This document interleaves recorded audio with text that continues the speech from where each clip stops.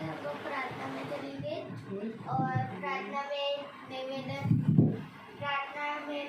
करेंगे हमारी रोमिका दादी। धन्यवाद देते हैं पिता परमेश्वर इस दिन के लिए और ये समय के लिए जो आपने सबके बीच में लाए हैं। आपने हम लोग को जिंदों की ज़मीन में रखा, उसके लिए हम आपको धन्यवाद देते हैं पिता। आज तक आपने हम सबको अच्छे से हिफाजत करके रखा, उसके लिए हम आपको धन्यवाद देते हैं। अरे पिता, इस मीटिंग में जो कुछ भी वचन आए वो हम लोग सुनने वाले नहीं बल्कि उस पर चलने वाले बन सकें और इतनी अपनी आशीष अपनी सामर्थ्य दीजिएगा ताकि वो वचन हम लोग के दिल और दिमाग में बैठ सके। हे पिता, सबके साथ रहिए, सबके ऊपर अपना आशीष भरा हाथ रखिए, सबकी सलामती के लिए आपसे दुआ करते हैं। उससे सुनिए कीजिए। आमीन।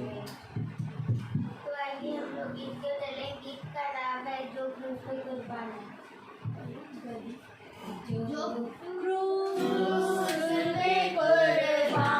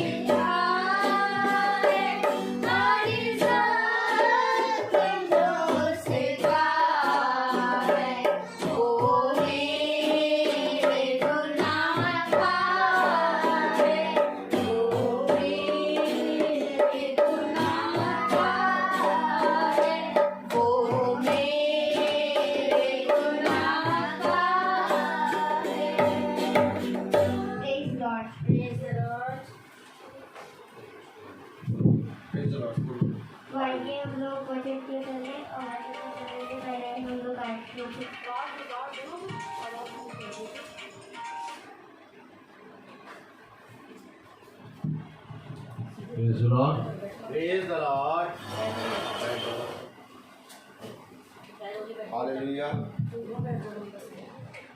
Hallelujah, praise the Lord. हम सब खुदावन के वचन में चलेंगे, praise the Lord. Praise the Lord. और खुदा के वचन में जब हम चलेंगे तो मेरे प्यारे भाई बहनों, हम मन लगाएंगे उसके वचन पे, क्योंकि खुदा का कलाम हमें बताता है कि देखो, बुलाए गए बहुत हैं और चुने गए कम, प्रेज़ द लॉर्ड। इसलिए हम बुलाए गए नहीं बल्कि हम चुने गए में आए, praise the Lord. Praise the तो Lord. इसके लिए हमें खुदा के वचन पे मन लगाना होगा, उसके वचन पे कान लगाना होगा, प्रेज़ द लॉर्ड। क्योंकि ऐसा ही करने से हमारे जीवन में उत्तम से उत्तम फल हमें मिलेगा। तो हम सब अपने स्थानों पर खड़े हो जाएं और हम मत्ती उसका 18वां अध्याय और उसकी पहली आयत हम पढ़ेंगे। कलाम में क्या लिखा है? Praise the Lord. Praise the Lord. Hallelujah. Hallelujah.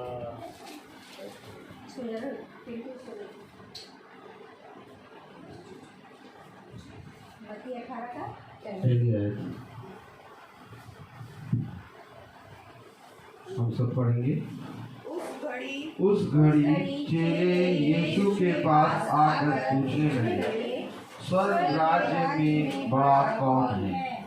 खुदावन अपने पढ़े गए वचन को और सुनने वाले कानों को अपनी आत्मा से भरे। आमीन। हम सब अपने स्थानों पर बैठ जाएं। Praise the Lord. Hallelujah.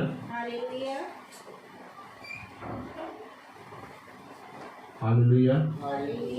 Praise the Lord. खुदा का वचन हमें बताता है कि बड़ा कौन है। Hallelujah. Hallelujah. Praise the Lord.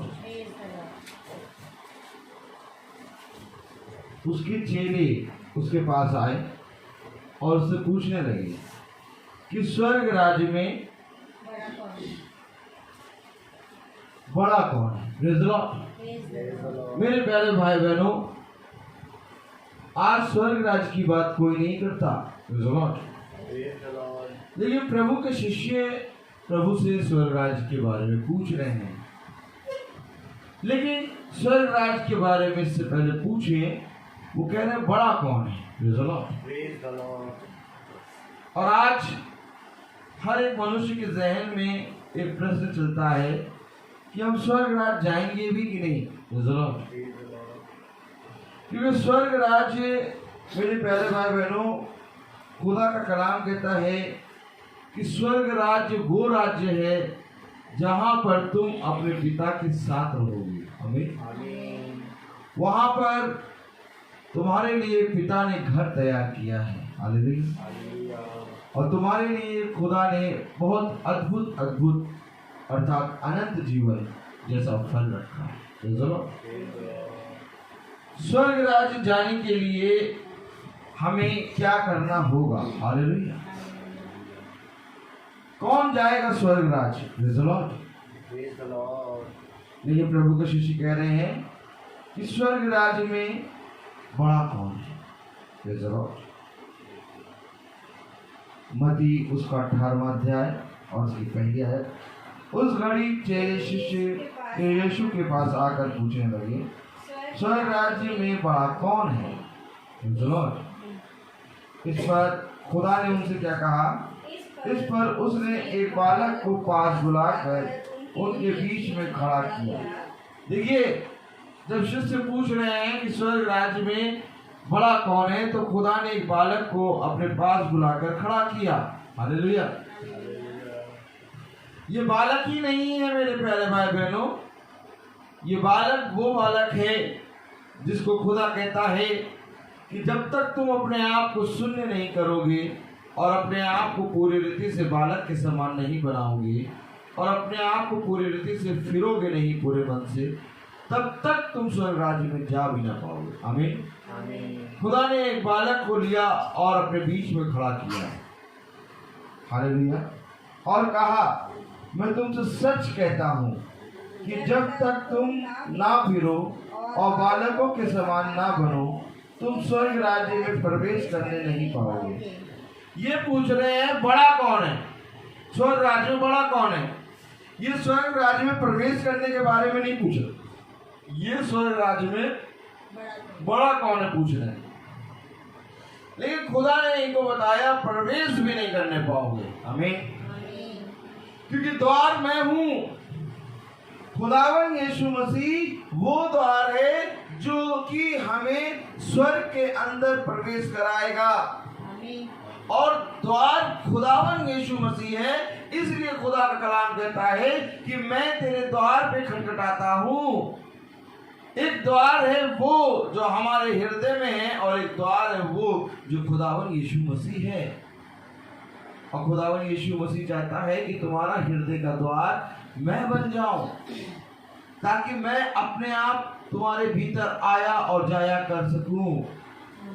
लेकिन मेरे प्यारे भाई बहनों, जब तक हम अपने हृदय में बड़ा कौन की भावना रखते हैं, तब तक एक द्वार हमारे मन, हमारे हृदय में बना रहता है, और इसके कारण खुदा हमारे हृदय में नहीं आ सकता। तभी खुदा का कलाम कहता है यह अवश्य है कि मैं तुम्हारे अंदर से पत्थर का हृदय निकाल के मांस का हृदय लगाऊं। क्योंकि मांस का हृदय जब मैं तुम्हारे अंदर लगाऊंगा तो मैं तुम में, बोलिए, मैं तुम में और तुम मुझ में वास करोगे। आमीन। क्योंकि जब तक पत्थर का हृदय लगा रहेगा तब तक तुम कहोगे हम में बड़ा कौन है, स्वर्ग राज्य में बड़ा कौन है। ये स्वर्ग राज्य में प्रवेश करने की बात नहीं कह रहे मेरे प्यारे भाई बहनों। पौलुस ने कहा कि यदि मैं तेरी डेवड़ी पर भी खड़ा रहूंगा, प्रतिदिन तेरी डेवड़ी पे खड़ा रहूंगा, ये मेरे लिए सबसे उत्तम बात है। पौलुस ने कहा मैं निकम्मा और बहुत ही उसाते हैं शून्य हूँ, मैं तो यहूदी कहलाने के योग्य भी नहीं हूँ। आमीन। क्यों? क्योंकि पौलुस स्तिफनुस की मृत्यु को स्मरण करे हुआ है। हालेलुया। और पौलुस जब तक इस पृथ्वी पे रहा तब तक मेरे प्यारे भाई बहनों स्तिफनुस की मृत्यु के लिए अपने आप को पश्चाताप करता रहा। जिस तरह से पतरस ने जब कि उस आते हैं वो 3 बार खुदा का इनकार करा, उस दिन से पतरस ने पश्चाताप करा खुदा का इनकार का, क्योंकि मैंने अपने प्रभुवर का इनकार किया। हालेलुया। ये 2 कांटे ऐसे हैं जो पौलुस और पतरस के लगे हैं। और मेरे प्यारे भाई बहनों, खुदा का कलाम हमें बता रहा है कि ये शिष्य कहने लगे हमें बड़ा कौन है, हम स्वर्ग राज्य में बड़ा कौन होगा हमारे में। हालेलुया। ये प्रवेश करने की बात नहीं कर रहे हैं, ये बड़ा कौन की बात कर रहे हैं। आज हम भी पृथ्वी में बड़ा और छोटे की बात कर रहे हैं, लेकिन स्वर्ग राज्य में प्रवेश करने की बात कोई नहीं कर रहा। कोई नहीं कर रहा कि स्वर्ग राज्य में प्रवेश कैसे करेंगे। सब कह रहे हैं तुम बड़े हम छोटे, तुम छोटे हम मोटे। हर एक जना मेरे प्यारे भाई बहनों अपने घमंड, अपने मैं, अपने अहंकार में बैठा है। तो ये खुदा का कलाम कह रहा बेटा सबसे बड़ी बात तो ये है कि प्रवेश करना है। क्या धन्य होता कि तू बड़ा और छोटा स्वर्ग के तू स्वर्ग राज्य में प्रवेश करने की बात कहता। आज हमारे हृदय में एक प्रश्न होना चाहिए कि स्वर्ग राज्य में प्रवेश कौन करेगा। क्योंकि जब तक हम स्वर्ग राज्य के बारे में नहीं जानेंगे, जब तक हम स्वर्ग राज्य में जाने के लिए परिश्रम नहीं करेंगे, तब तक मेरे प्यारे भाई बहनों हमारा इस पृथ्वी पर रहना व्यर्थ है। क्योंकि देखिए शिष्य पूछ रहे हैं कि स्वर्ग राज्य में बड़ा कौन है, लेकिन प्रभु कह रहा है स्वर्ग राज्य में प्रवेश भी ना कर पाओगे। हालेलुया। देखिए कलाम क्या कह रहा है, तुम स्वर्ग के राज्य में प्रवेश करने नहीं पाओगे। क्यों नहीं करने पाओगे? मैं तुमसे सच सच कहता हूं कि जब तक तुम ना फिरो, क्या ना करो, जब तक तुम ना फिरो। पढ़े जरा, एक मिनट, तीसरी आयत पढ़े। और कहा मैं तुमसे सच कहता हूँ कि जब तक तुम ना फिरो और बालकों के समान ना बनो। तुम्हें फिरना अवश्य है, क्योंकि जब तुम फिरोगे तो तुम बालक के समान बनोगे, और जब तक तुम फिरोगे नहीं तो अपने मैं में, अपने अहंकार में बने रहोगे। खुदा का कलाम कह रहा है कि जब तक तुम ना फिरो, किससे ना फिरो, इस बड़ेपन से। खुदा ने उनके उस बड़ेपन को, उस घमंड को पहचान लिया। जो प्रश्न वो कर रहे थे कि स्वर्ग राज्य में कौन बड़ा है, खुदा ने कहा इस बड़ेपन से फिर जा।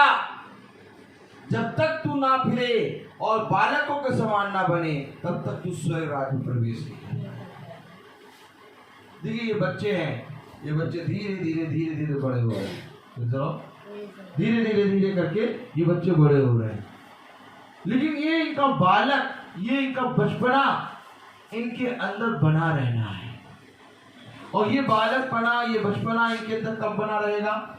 जब हमारे अंदर एक बालकपना बना रहेगा। क्योंकि हमें अपने बच्चों को अपने अंदर से एक बालक को दिखाना है। और यदि हमारे अंदर से वो बालकपना और वो छोटा बना, वो शून्यपना चला जाएगा, तो मेरे प्यारे भाई बहनों, हमारे बच्चों में भी अहंकार आ जाएगा। और खुदा का कलाम कह रहा इनसे फिरो। जब तक तुम ना फिरो, तब तक तुम स्वर्ग राज्य में प्रवेश भी नहीं कर पाओगे। कलाम पे कह रहा है, पढ़े। और कहा, मैं तुमसे सच सच कहता हूँ कि जब तक तुम ना फिरो और बालकों के समान ना बनो, तुम स्वर्ग के राज्य में प्रवेश करने नहीं पाओगे। जो कोई अपने आप को इस बालक के समान छोटा करेगा, वह स्वर्ग के राज्य में बड़ा होगा। और जो कोई मेरे नाम से एक ऐसे बालक को ग्रहण करता है, वह मुझे ग्रहण करता है। जो कोई बालक को ग्रहण करता है, एक ऐसे बालक को जो कि फिरा हुआ हो, वो मुझे ग्रहण करता है। मेरे प्यारे भाई बहनों, ये प्रभु के शिष्य हैं जो कि अवधि में बड़ा बनना चाह रहे हैं। एक बड़ापना और होता है जिसके बारे में मैं आपको बताना चाहूंगा। आइए हम देखें, मत्ती 19 और उसकी 23 आयत देखें। 23 देखिए, शिष्य कह रहे हैं स्वर्ग राज्य में बड़ा कौन? और खुदा ने कहा जब तक तुम ना फिरो, बालकों के समान ना बनो, और जो कोई इस छोटे बालक को ग्रहण करेगा, वो मुझे ग्रहण करेगा।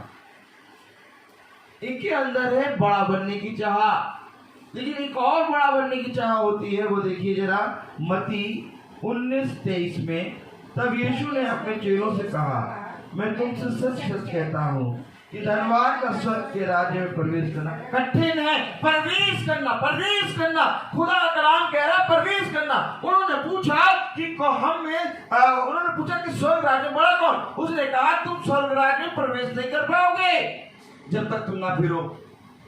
और यहाँ पर भी खुदा का कलाम यही कह रहा है कि यीशु ने अपने चेलों से कहा, मैं तुमको सच सच कहता हूँ कि धनवान का स्वर्ग राज्य में प्रवेश करना कठिन है। प्रवेश करना कठिन है। आज मैं फिर से आपसे कह रहा हूं कि प्रवेश करने के विषय में कोई नहीं सोच रहा। सब बड़ा छोटा समझ रहे हैं। प्रभु के शिष्य आपस में अपने आप को खुदा के सामने रख रहे हैं और कह रहे हैं कि हम में स्वर्ग राज्य में बड़ा कौन होगा। उनके अंदर एक भावना है हम में, और खुदा का कलाम कह रहा है इस भावना से जब तक तुम नहीं फिरोगे और जब तक तुम अपने आप को सबसे छोटा नहीं करोगे, तब तक तुम स्वर्ग राज्य में प्रवेश नहीं कर पाओगे। इसी तरीके से एक धनवान आ गया जो अपने धन में बड़ा है, कोई अपनी खूबसूरती में बड़ा है, कोई अपने टैलेंट में बड़ा है, कोई अपने मैं में बड़ा है, कोई अपने नाम में बड़ा है, कोई अपने धन में बड़ा, कोई किसी चीज में, कोई अपने मकान में बड़ा, कोई अपने जॉब में बड़ा। हर एक बड़ापना छोटा, क्योंकि यहाँ पर जब शिष्य आपस में वाद विवाद कर रहे हैं कि हम में से कौन सबसे ज्यादा बड़ा होगा स्वर्ग राज्य में, ये अपने आप में बड़ा छोटा कर रहे हैं। लेकिन एक और बड़ापना आ गया, अर्थात धन, संसार का धनी। खुदा का नाम कह रहा है, तब उसके शिष्यों ने तब यीशु ने अपने चेलों से कहा, मैं तुमसे सच सच कहता हूँ कि धनवान का स्वर्ग राज्य में प्रवेश करना कठिन है। क्यों कठिन है? क्योंकि वो अपने धन में बड़ा है, और कोई भी बड़ी वस्तु, कोई भी बड़ी चीज स्वर्ग के राज्य में प्रवेश नहीं कर पाएगी। बोलिए, कोई भी बड़ी वस्तु स्वर्ग के राज्य में के राज्य में प्रवेश नहीं कर पाएंगे। प्रवेश नहीं कर पाएंगे। आप एक बात समझ लीजिए, आप सामान चाहे जितना बड़ा बड़ा खरीद ले, लेकिन अगर स्वर्ग का राज्य और स्वर्ग का द्वार एक सुई के नाके के बराबर है, तो आपका सारा सामान स्वर्ग के बाहर रखा रह जाएगा। क्यों? आखिर खुदा कह रहा प्रवेश नहीं कर पाएंगे। याद करिए, कभी कभी ऐसा होता है कि हम अपने घर के द्वार से बड़ी चीज ले आते हैं, तो हम लोग सब कमर पे हाथ रख के खड़े होते हैं और कहते हैं भैया ये इसके अंदर तो नहीं जा पाएगी, प्रवेश नहीं कर पाएंगे। क्यों? आखिर खुदा कलाम कह रहा है ये प्रवेश नहीं कर पाएंगे, ये प्रवेश नहीं कर पाएंगे। क्यों? आखिर खुदा कलाम निकोदेमुस से कह रहा है कि जब तक तू नए सिरे से ना जन्मे तब तक तू स्वर्ग राज्य में प्रवेश नहीं कर पाएगा। क्यों? आखिर खुदा का कलाम हमें ये बता रहा है कि प्रवेश नहीं कर पाओगे, प्रवेश नहीं कर पाओगे, प्रवेश नहीं कर पाओगे। आज आपको मालूम है स्वर्ग राज्य का साइज क्या है? द्वार का सुई का नाका आपने देखा है? वो है स्वर्ग का द्वार। अब उतने छोटे से छेद से कैसे आप प्रवेश करेंगे? इसलिए खुदा कह रहा है अपना जितना भी बड़ा बड़ा है सब शून्य कर दो, तुम्हारे लिए वही सुई का नाका बड़ा हो जाएगा। देखिए क्या कह रहा है कलाम, पढ़े। तब यीशु ने अपने चेलों से कहा, मैं तुमसे सच कहता हूँ कि धनवान का स्वर्ग के राज में प्रवेश करना कठिन है। आमीन आमीन आमीन। आमीन। 17वीं आयत पढ़े। उसने उससे कहा, तू मुझसे भलाई के विषय में क्यों पूछता है? भला तो एक ही है, पर यदि तू जीवन में प्रवेश करना चाहता है तो आज्ञाओं को माना कर। जीवन में प्रवेश, स्वर्ग के राज में प्रवेश, जीवन में प्रवेश। अगर तू जीवन में प्रवेश करना चाहता है तो आज्ञा को माना कर। आज्ञा क्या है? जब तक तुम अपने मन से पूरी रीति से ना फिरो और बालक के समान न हो, तब तक तुम स्वर्ग राज्य में प्रवेश नहीं कर पाओगे। आज्ञा क्या है? कि धनवान, हालेलुया, धनवान का स्वर्ग के राज्य प्रवेश करना कठिन है। आज्ञा है ये। कलाम में लिखा है जीवन में प्रवेश करना चाहता हूँ। आमीन। और जीवन में प्रवेश करने के लिए तुम्हें आज्ञा को मानना होगा, और आज्ञा कोई मानना नहीं चाहता। हालेलुया।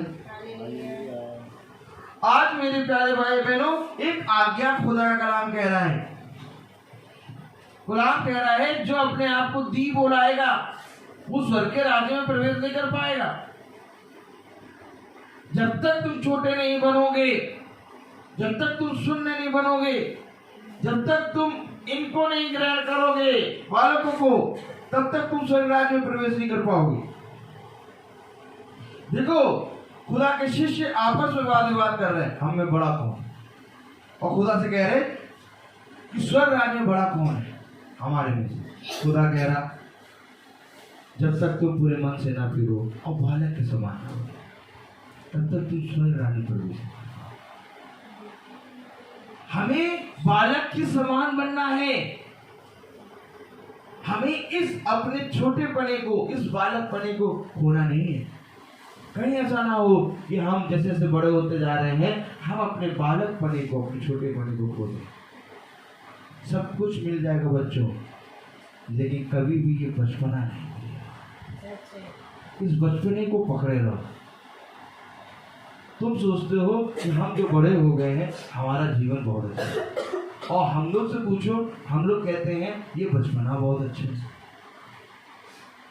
और सच में खुदावा का कलाम बन रहा है कि जब तक तुम ना फिरो और बालक के समान ना बनो, क्योंकि बचपना एक ऐसी चीज होती है जिसमें तुम सब कुछ आराम से ग्रहण कर सकते हो, परंतु जब तुम बड़े हो जाते हो तो तुम्हारी इच्छाएं बड़ी हो जाती हैं, तुम्हारा नाम बड़ा हो जाता है, तुम्हारा अहंकार, तुम्हारा घमंड बड़ा हो जाता है, और फिर तुम सब कुछ ग्रहण नहीं कर पाओगे। लेकिन जब तक तुम छोटे बड़े रहोगे तो हमेशा हर एक चीज को ग्रहण करो। वचन हमें यही बताता है। क्या जीवन में प्रवेश करने ना पाओ।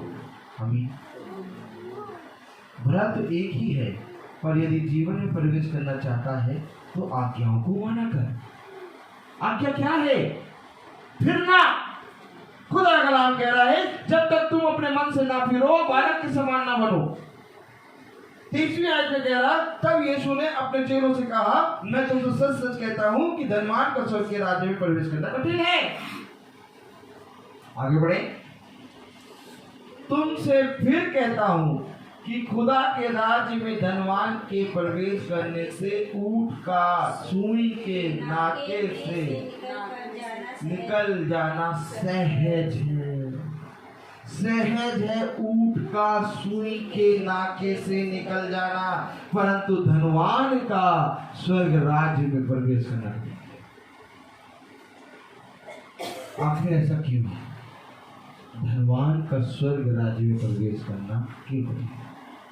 भैया सही से बोलिए, धनवान का स्वर्ग के राज्य में प्रवेश करना क्यों कठिन है? सहज है, सहज। हालेलुया। क्या सहज है? ऊंट का सुई के नाके से निकल जाना सहज है, परंतु धनवान का स्वर्ग के राज्य में प्रवेश करना कठिन है।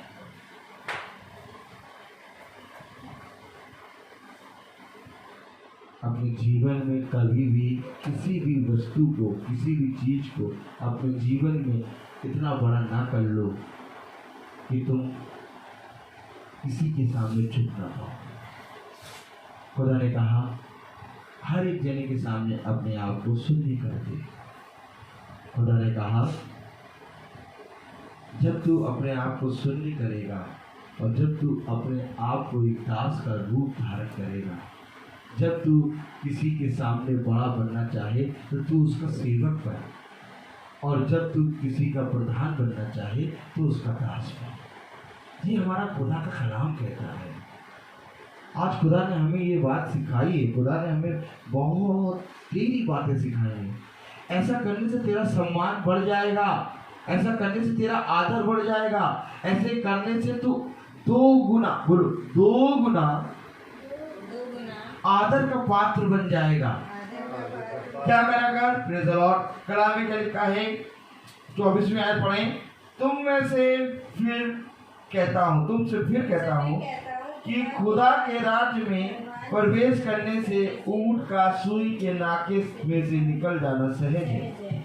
यह सुनकर चेलों ने बहुत चकित होकर कहा, फिर किसका उद्धार हो सकता? आप पूछ रहे हैं, पहले पूछ रहे थे कि स्वर्ग राज्य बड़ा कौन? आप पूछ रहे किसका उद्धार हो सकेगा? भैया कौन प्रवेश कर जाए? आप प्रवेश करने के बारे में पूछ रहे, मालूम किसका उद्धार होगा, कौन प्रवेश करेगा? आप बड़ा छोटा नहीं कर रहे, क्योंकि उन्होंने जब सच्चाई को सुना कि अरे हम तो स्वर्ग राज्य बड़ा छोटा कर रहे थे, लेकिन प्रभु और गुरु और तो कह रहे हैं कि स्वर्ग राज्य प्रवेश करना कठिन है। अब कह रहे हैं किसका उद्धार हो जाएगा? और कैसे पूछे? चकित होकर। वो पढ़ो तो क्या कह रहे हैं? हालेलुया। 25वीं आयत। यह सुनकर चेलों ने बहुत चकित होकर कहा। अब चकित हुए, अब बुद्धि खुली। अभी तक कह रहे थे बड़ा कौन, स्वर्ग राज्य में हम सबसे बड़ा कौन होगा? अब कह रहे हैं कि अरे बड़ा वो छोड़ो, उद्धार किसका होगा? कौन स्वर्ग राज्य में प्रवेश करेगा? आज किसी के मुंह से स्वर्ग राज्य में प्रवेश करने की बात नहीं सुनते हैं।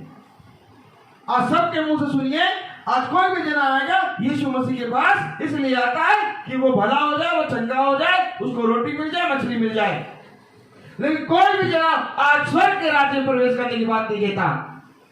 ये नहीं कहता कि भैया मुझे संसार और संसार की चीजें नहीं, मुझे ये बताओ कि स्वर्ग राज्य कैसे मिलेगा। इतने घरों में हम प्रार्थना करने जाते हैं, लेकिन किसी घर में कोई भी जना ये नहीं कहता कि भैया मेरे घर में शांति बाद में आए, मेरे घर में आटा बाद में आए, पहले मुझे ये बताओ कि हम स्वर्ग राज्य प्रवेश कैसे करें। कोई जना आज स्वर्ग के राज्य में प्रवेश करने के बारे में नहीं सोच रहा। उसके शिष्य भी स्वर्ग के राज्य के प्रवेश करने के बारे में सोच रहे थे। वो तो ये कह रहे हम तो स्वर्ग राज्य में हैं, हमें बड़ा कौन होगा ये बताओ। तब खुदा ने प्रवेश करने के बारे में बताया। कहा बेटा बड़ा और छोटा छोड़, सबसे पहले ये सुन कि प्रवेश कौन करेगा, कौन करेगा प्रवेश। आपको मालूम है जब मैं बाइबल पढ़ता था आज से 15-16 साल पहले, तो मेरे अंदर बहुत सी चीजें थी जो खुदा के कलाम में जब मैं पढ़ता था तो मैं देखता था कि मेरे अंदर ये चीज है और खुदा का कलाम कह रहा है ये चीज ऐसे होनी चाहिए। तो एक फाइट होती थी और मेरे अंदर से वो चीज निकालता था मेरा खुदा यीशु मसीह। धीरे धीरे करके मेरे अंदर से वो सारी चीजें निकालना शुरू करा और फिर मैंने अपने इस घर में देखा, इस घर में वही सारी चीजें जो मेरे अंदर से निकली थी। फिर खुदा ने कहा अब इस घर को पूरी रीति से अपनी मेरी आत्मा की सामर्थ्य से पवित्र कर। आज हम प्रार्थना में बैठने तो लगे, आज हम प्रार्थना में सुनने तो लगे, वचन को सुनने तो लगे, वो शिष्य यीशु मसीह के साथ चलने तो लगे। वो शिष्य किसी और के शिष्य नहीं बल्कि यीशु मसीह के शिष्य हैं। वो यीशु मसीह के साथ रहते हैं।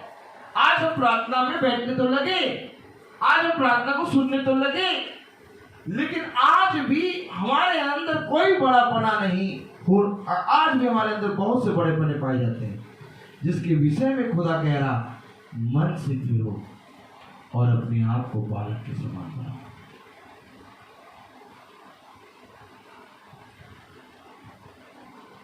हम सब का एक ही परिश्रम कि हम सब एक साथ खुदा के स्वर्ग राज्य में प्रवेश करें।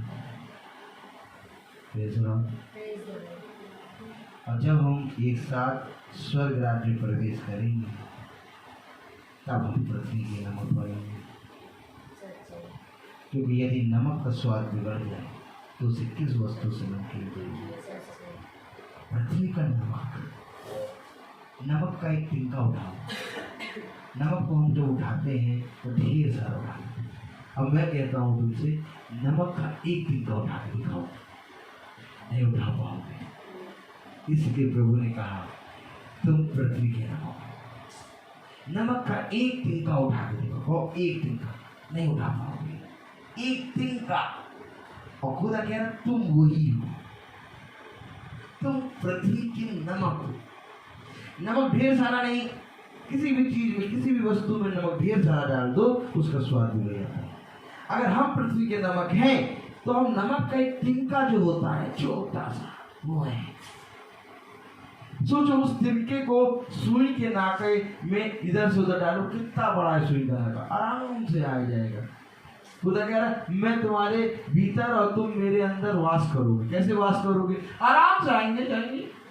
क्यों? क्योंकि तुम नमक हो। लेकिन किसी ने अपने आप को नमक नहीं बनाया, अपने आप को नमक का ढेला बना लिया। और खुदा का कलाम कह रहा है यदि नमक का स्वाद बिगड़ जाए तो केवल इसके कि वो बाहर फेंका जाए और मनुष्य को पहले तले रोता जाए। कलाम हमें यही बता रहा है। वे अपने आप को, शिष्य अपने आप को ढेला बना रहे थे और खुदा ने उस ढेले को तोड़ा और कहा कि मैं तुमसे सच कहता हूं जब तक तुम्हारा ये घमंड और ये ढेला टूटे ना, और जब तक तुम पूरी रीति से फिरो ना, और जब तक तुम इस बालक के समान ना बनो, अर्थात नमक के टीके के समान, तुम स्वर्ग राज्य प्रवेश नहीं कर सकते, नहीं कर सकते।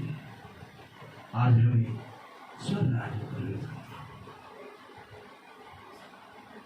संसार और संसार की बातें जाती रही। एक समय था जिस तरह जॉडी पापा की गोद में है, एक समय था कि हम भी इसी रीति से अपने माता पिता की गोद में थे। फिर एक समय आया कि हम बड़े हो गए, आज हमारे बच्चे छोटे छोटे। समय धीरे धीरे धीरे धीरे धीरे धीरे आगे बढ़ता जा रहा है। और अगर आज हम इस समय को नहीं बचाएंगे, तो फिर बाइबल कहती है समय निकट है। फिर बाइबल कहती है समय निकट है। इससे पहले कि समय पूरा हो, तुम समय रहते रहते गिर जाओ।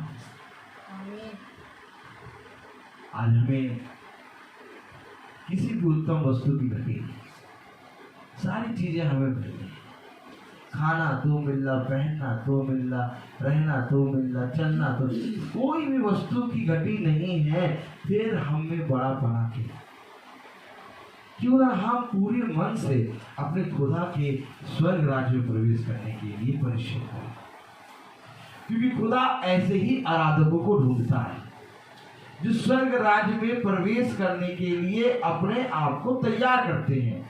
खुदा का कलाम कहता है तैयार रहो, खुदा का कलाम कहता है बने रहो, खुदा का वचन कहता है कि तुम्हें तैयारी करनी ना पड़े, बल्कि तुम हर समय तैयार रहो। कैसे तैयार रहेंगे हम? जब हमारे जहन में, हमारे मन में एक सवाल चलेगा कि हमें स्वर्ग राज्य में प्रवेश करना है। कहाँ जाना है आपको? हमें स्वर्ग राज्य में प्रवेश करना है। आज कोई नहीं कह रहा कि हमें स्वर्ग राज्य में प्रवेश करना है, जबकि सबसे उत्तम स्थान हमारा वही है। ये पृथ्वी में तो थोड़े समय के लिए आए हैं, थोड़ा समय होगा, बीत जाएगा और फिर ये समय खत्म हो जाएगा। और जब ये समय खत्म होगा तो मेरे प्यारे भाई बहनों, इस पृथ्वी पे कोई भी हमें स्मरण नहीं करेगा, कोई भी हमें याद नहीं करेगा। ये पृथ्वी से पूरा नाम हमारा मिट जाएगा। फिर सब वहीं पर जाने के लिए, स्वर्ग राज्य जाने के लिए वेट करेंगे। क्यों ना हम अभी से परिश्रम करें,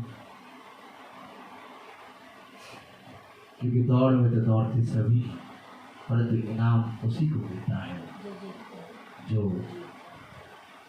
दौड़ को पूरी करता है, जो जीतता है। तुम ऐसे दौड़ो कि तुम पुरस्कार प्राप्त करो। तुम लक्ष्यहीन ना दौड़ो, बल्कि तुम इसलिए दौड़ो कि तुम्हें इनाम पाना है। और वो इनाम क्या है? अनंत जीवन। देखिए कलाम क्या कह रहा है, आप पढ़िएगा 26वीं आयत। यीशु ने उनकी ओर देखकर कहा, मनुष्य से तो ये नहीं हो सकता, परंतु खुदा से सब कुछ हो सकता है। मनुष्य से नहीं हो सकता ये कि तुम फिरो और बालक के समान बनो, परंतु खुदा से सब कुछ हो सकता है। इसलिए प्रार्थना में बैठना जरूरी है, इसलिए वचन पे कान लगाना जरूरी है, क्योंकि जो वचन हम सुनते हैं वो खुदा हमें धीरे धीरे हमारे बेडोल तत्व को पूरी रीति से बदलता है। ये वचन ही है जो आज हम में इतना प्रेम बढ़ गया, और ये वचन ही है, यदि हम ऐसे ही चलते रहेंगे एक दिन ऐसा आएगा कि हम आपस में एक दूसरे को ऊंचा नीचा नहीं, बल्कि आपस में एक दूसरे को क्या समझेंगे? खुदा का जय। Praise the Lord। Praise the Lord।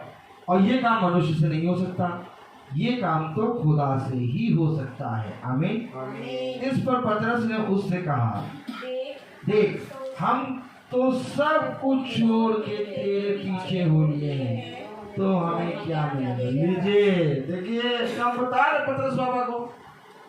ये पतरस बाबा जो है बहुत, मतलब इनके अंदर देखिए, हमने उस दिन प्रचार किया था ना, इनके अंदर अपना स्वभाव बहुत भयंकर था। ये अपने स्वभाव को नहीं जान पाए, सबको देखते थे हम सब छोड़ के आ गए। अरे छोड़ के आ गए तो फिर क्या पैरों मिलेगा? जब आपने छोड़ दिया तो मिलने की आस क्यों कर रहे? लेकिन पतरस के अंदर एक स्वभाव है, और इस स्वभाव को खुदा बहुत अच्छे से जानता है। और मालूम है ये कौन चिल्ला रहा था? पतरस बाबा। फिर बोले पतरस बाबा, देखो हालेलुया। इस पर पतरस ने उससे कहा, देख हम तो सब कुछ छोड़ के तेरे पीछे हो लिए, हमें क्या मिलेगा? क्या मिलेगा बताओ भैया, क्या मिलेगा? क्या मिलता है तुमको रोज प्रार्थना करने? 5 बजे की प्रार्थना रोज रख देते हो, क्या मिलता? रोज प्रार्थना? अरे हफ्ते में 1 दिन प्रार्थना होनी चाहिए, महीने में 1 बार, रोज प्रार्थना करके क्या मिलेगा? हम तो सब छोड़ कर तुम्हारे पास आए, हमें क्या मिलेगा? ऐलान का कह रहा यीशु ने उससे कहा, मैं तुमसे सच सच कहता हूँ कि नई सृष्टि में जब मनुष्य का पुत्र अपनी महिमा के सिंहासन पर बैठेगा तो तुम भी जो मेरे पीछे हो लिए हो 12 सिंहासनों पर बैठकर इज़राइल के 12 गोत्रों का न्याय करोगे। ये इज़राइल के 12 गोत्र वही 1,44,000 है जो प्रकाशित वाक्य की पुस्तक में है। 1,44,000 का न्याय करोगे तुम मेरे साथ सिंहासन पे बैठोगे। बाइबल बताती है, लोग कहते हैं कि भैया केवल 1,44,000 बचेंगे, लेकिन उनकी बात कोई नहीं करता जो इनका न्याय करेगा। लेकिन यहाँ वचन कह रहा, जब पतरस ने कहा कि हम सब कुछ छोड़ के तेरे पास आए, हमें क्या मिलेगा? ले, तुझे वो मिलेगा जो कि मेरे साथ बैठने का तुझे मौका मिलेगा। न्याय के सिंहासन पे मैं बैठाऊंगा, और जब मैं तुझे न्याय के सिंहासन में बैठाऊंगा तो तू इज़राइल के वो 12 गोत्रों का न्याय करेगा, जिसके विषय में मैंने कहा 1,44,000। देखो क्या मिल रहा है तुम्हें? ये तीसरी आमद है। ये कौन सी आमद है? तीसरी आमद में तुम न्याय करने आओगे। अभी तो ये दूसरी आमद है, और दूसरी आमद में हमें खुदा के साथ जाना है, क्योंकि खुदा इस पृथ्वी पे आ गया है और खुदावन अपनी दुल्हन के लिए तैयार है। और क्या ही धन्य है वो जो उसके लिए तैयार है। क्योंकि मेरे प्यारे भाई बहनों, यहाँ पर खुदा यही कह रहा है, क्या मिलेगा? उसने कहा इज़राइल के 12 गोत्रों का न्याय करोगे। इज़राइल कौन? खुदा की प्रजा। सोचो, इनका न्याय करोगे, कौन करेगा? कलाम देखिए क्या कह रहा है। यीशु ने उनसे कहा, मैं तुमसे सच सच कहता हूँ कि नई सृष्टि में जब मनुष्य का पुत्र अपनी महिमा के सिंहासन पर बैठेगा। कहाँ पर? नई सृष्टि में। क्या मिलेगा भैया रोज प्रार्थना करने पे? क्या मिलेगा? क्या मिलेगा? देखो हम तो भैया घूमने जा रहे, ये रोज प्रार्थना है। क्या मिलेगा? नई सृष्टि। कौन सी सृष्टि? नई सृष्टि। आमीन। नई सृष्टि में जब मनुष्य का पुत्र अपनी महिमा के सिंहासन पर बैठेगा तो तुम भी जो मेरे पीछे हो लिए हो 12 सिंहासनों पर बैठकर इज़राइल के 12 गोत्रों का न्याय करोगे। कितना अद्भुत! वो करने का अधिकार दे रहा है जिसको पिता ने अपने पुत्र को दिया। अब पुत्र जिसके पाप क्षमा करेगा उसके पाप क्षमा होंगे, और जिसके पाप क्षमा नहीं करेगा उसके पाप क्षमा नहीं होंगे। 29वें आयत पढ़े।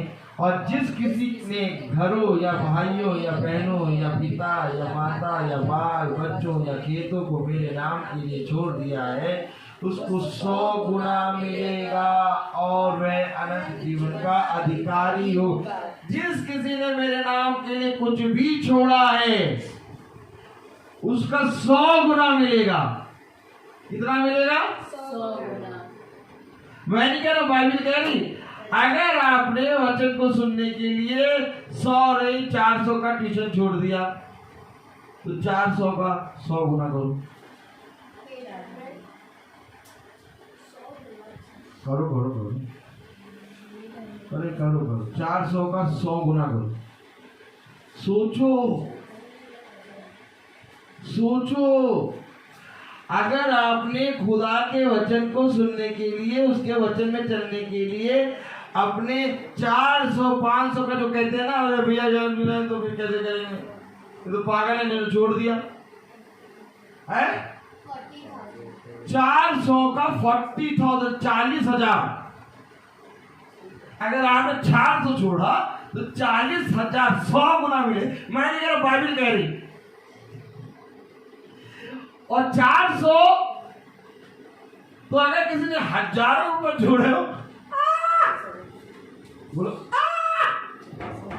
अब काम करो, गिनतियां कम पड़ जाएंगे बेटा। क्या 100 गुना दूंगा जिस किसी ने भी, देखो कलाम में क्या लिखा है, हालेलुया। और जिसने घरों में या भाई या बहनों या पिता या माता या बाल या बच्चों या खेतों को मेरे नाम के लिए छोड़ दिया है, 100 गुना दूंगा और अनंत जीवन का अधिकारी होगा। हाय रे, धन्य है वो मनुष्य जो खुदा के वचन में कुछ छोड़ता है। पृथ्वी का वह मनुष्य तो कहेगा इसने तो छोड़ दिया, क्या मिलेगा, क्या मिलता है। लेकिन मेरे खुदा ने मुझे बताया धीरज धार बेटा, बाट जो, क्योंकि जब तू बाट जोएगा तो विश्वास उत्पन्न होगा, और विश्वास उत्पन्न होगा तो एक धीरज उत्पन्न होगा, और धीरज उत्पन्न होगा तो तू सिद्ध बनेगा, और जब तू सिद्ध बनेगा तो तुझे 100 गुना मिलेगा। अब जोड़, ये 400 नहीं बल्कि तेरे एक एक काम का लेखा लिखा है, हिसाब तो ऐसे होगा। और फिर अगर 400 का 40,000 है बेटा, तो जिसने हजारों लाखों को छोड़ दिया, लाखों को छोड़ दिया, उसका 100 गुना कितना होगा।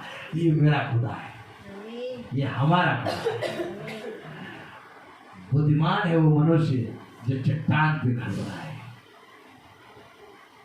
यही एक कारण है कि वचन में मैं किसी को नहीं देखता, यहाँ तक कि मैंने अपनी सिस्टर से भी कह दिया कि सिस्टर ऐसा है, इंटर के पेपर में ड्यूटी नहीं आएगी क्योंकि मेरी शाम की मीटिंग है, सुबह का भी बनवा दीजिए। कहने नहीं उसने इंटर वाले मुझे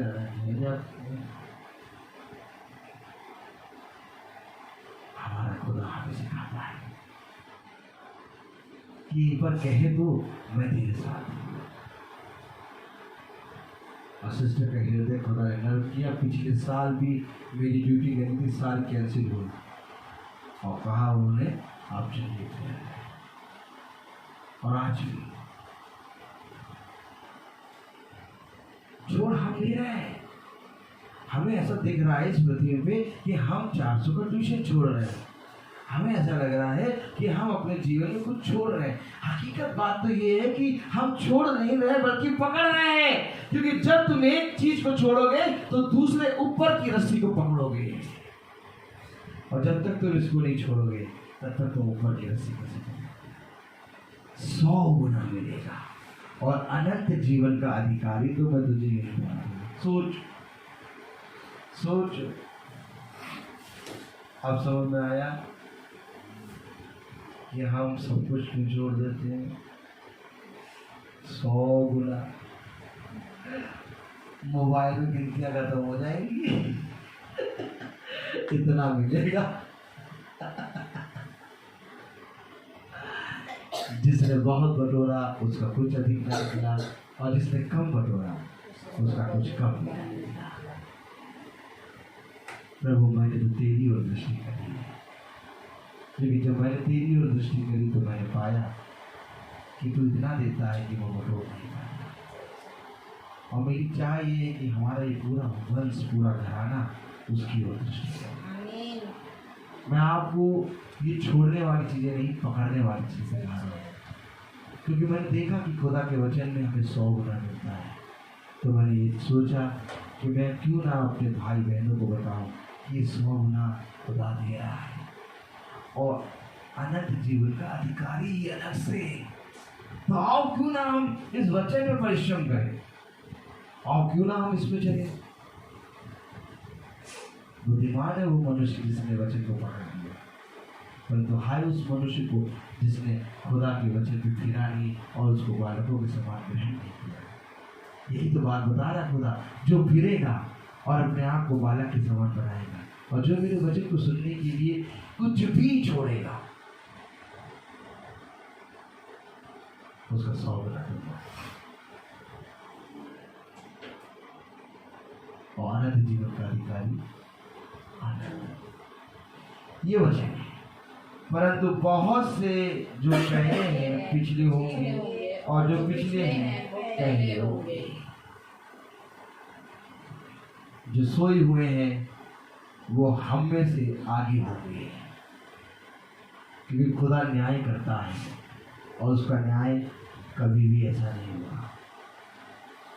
इसलिए हम आपस में एक दूसरे से प्रेम करें और अपने मन को पूरी रीति से प्रभु की ओर फेरें। मैं आपसे सच कहता हूँ, बैंक का पैसा खत्म हो जाता है, बैंक भाग जाती है, तब हमने अपने खतों को बटोर के रखा है, कब उजड़ जाए कोई पता नहीं। लेकिन जो धन 100 गुना मिलेगा, उस धन को ना कोई चोर पकड़ पाएगा, ना ही कोई काई लगेगी और ना ही कोई लूट पाएगा। मैं आपको सच कह रहा हूँ, जो 100 गुना वाला धन है ना, उसको कोई नहीं पकड़ पाएगा।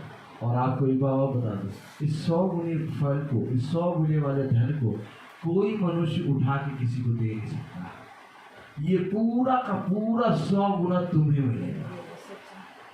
इसमें 100 गुना जब तुम्हें मिलेगा तो जो कुछ तुमने परिश्रम करा है वो तुम्हारे घराने को मिलेगा।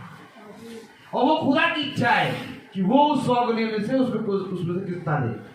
लेकिन ये 100 गुना जो तुम्हारा है, ब्याज मिलेगा तुम्हारे घराने को।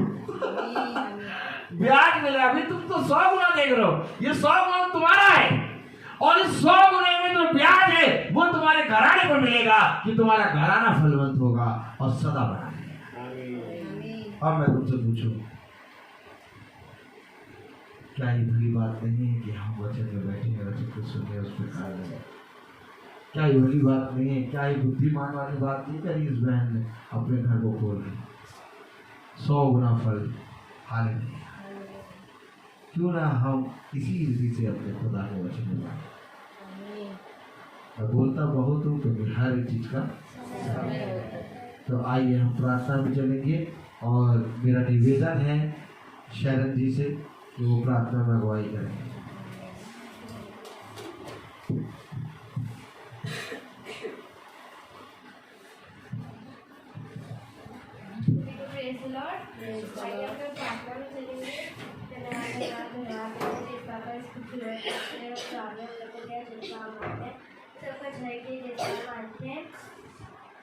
जितने भी लोग घटी करने में सबकी घटी करने को दूर कीजिए, जिस बाबा हम आप पे विश्वास करते हैं और हमें कोई चिंता करने की बात नहीं है, ना सोचने की बात है कि हम स्वर्ग जाएंगे इसी के लिए।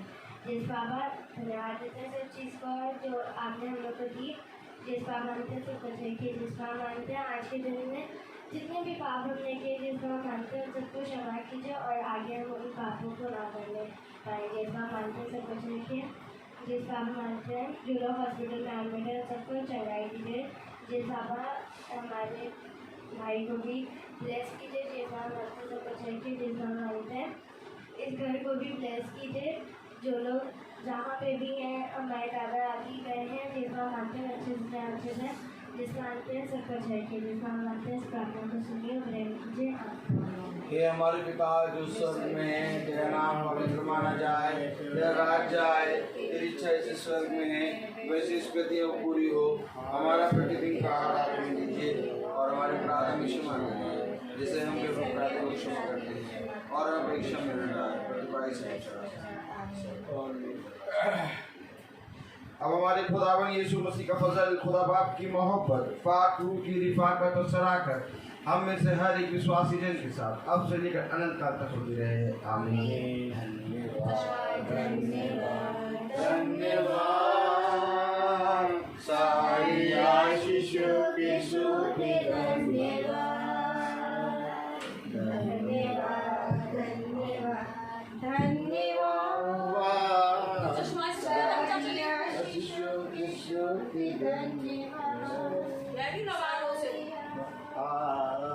शीश